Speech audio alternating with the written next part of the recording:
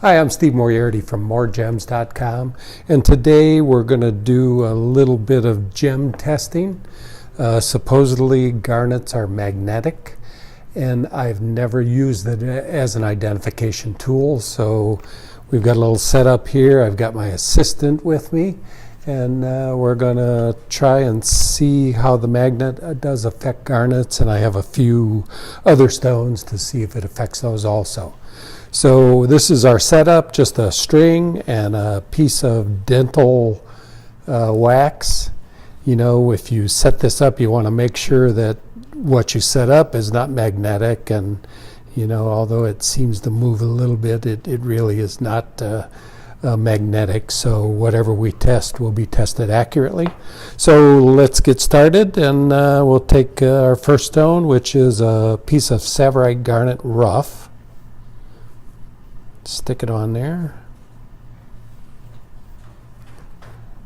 Let it slow down a little bit. Yeah. And we'll see what the magnet does. And as you can see, it is somewhat magnetic. Not strongly magnetic, but definitely magnetic. So that's a Tsavorite garnet.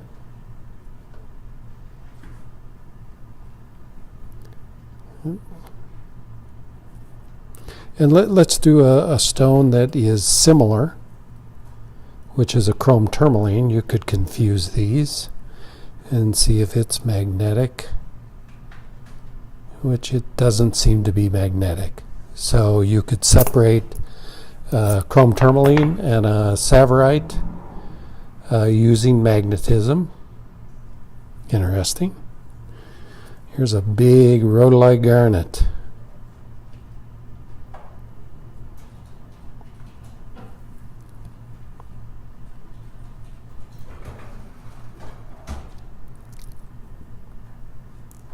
Definitely magnetic, stronger magnetism.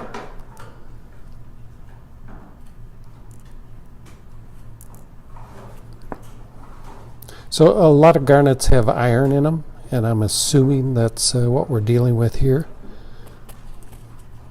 Next up is a spessartite garnet.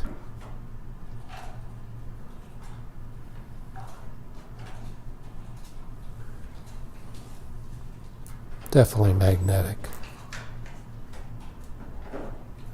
The pyrope, almandines, and spessartite seem to be more magnetic than the Tsavorite, which is a grossular garnet. Next up is a color change garnet.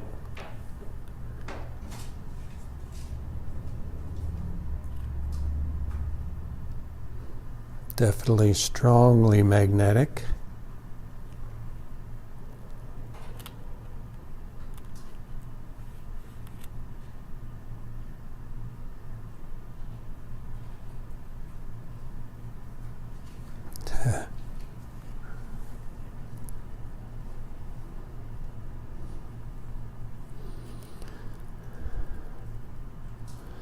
Another grossular Merilani mint garnet.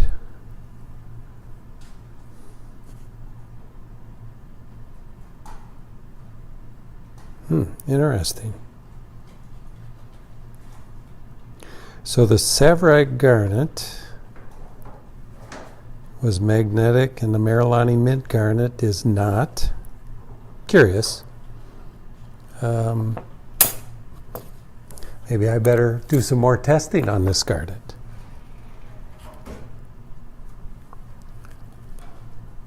And we'll try another non-garnet, which this is a morganite, could be confused with Malayas. And not magnetic.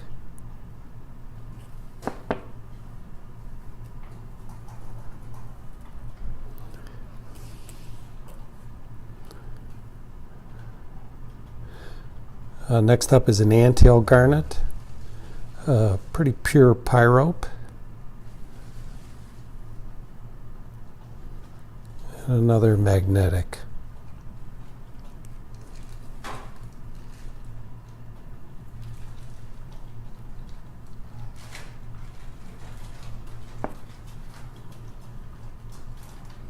So I wonder whether the degree of magnetism, whether you could actually identify the species of garnet that it is.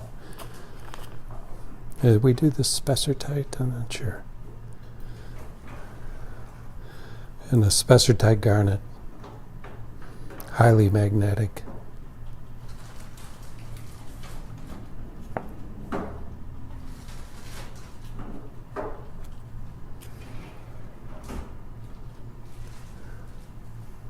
Mahenge garnet, again magnetic.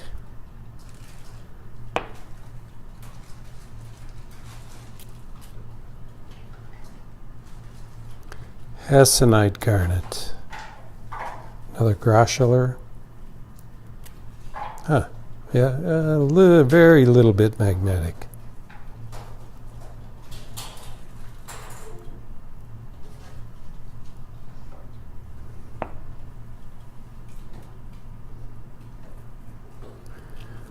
Let's see if I can get these demantoids. I only have small ones. See if we can get those on here and see if they'll test.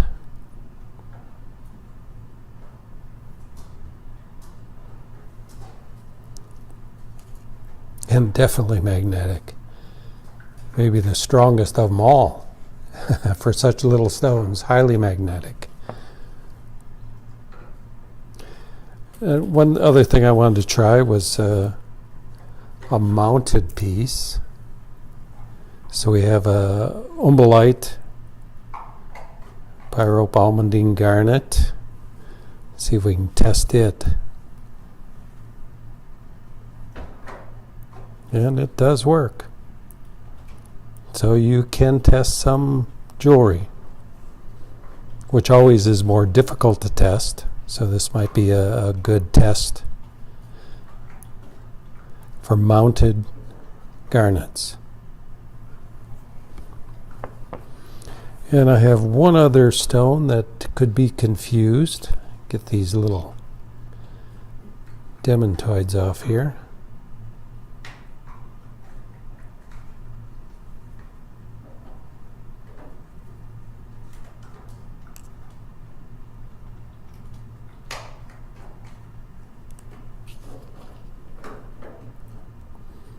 And this is a pink sapphire.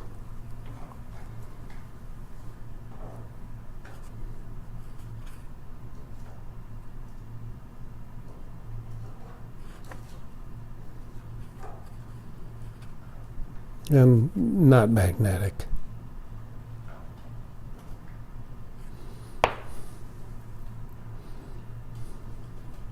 So this seems to be a useful test. Curious about this Merilani mint again. See if there's any magnetic to it. See, as the hessonite was only slightly magnetic. Yeah, it's moving just a little bit.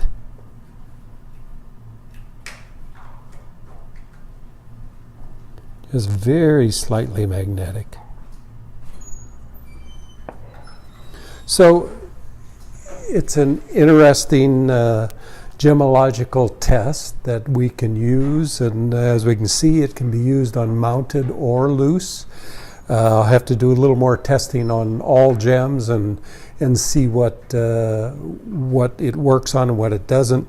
You know, you have things like aquamarine, which have iron in them, and I assume they may be magnetic. We'll have to do a little further testing and see just this what this will separate, and whether there's any use to how magnetic they are. You know, is it you know, could you go, yeah, it goes 90 degrees, so that's a, you know, a spessartite garnet, or, you know, so it's an interesting test, and I'm glad you sat here to watch it with us, and hopefully that'll help you gemologists out there with your gem identifications.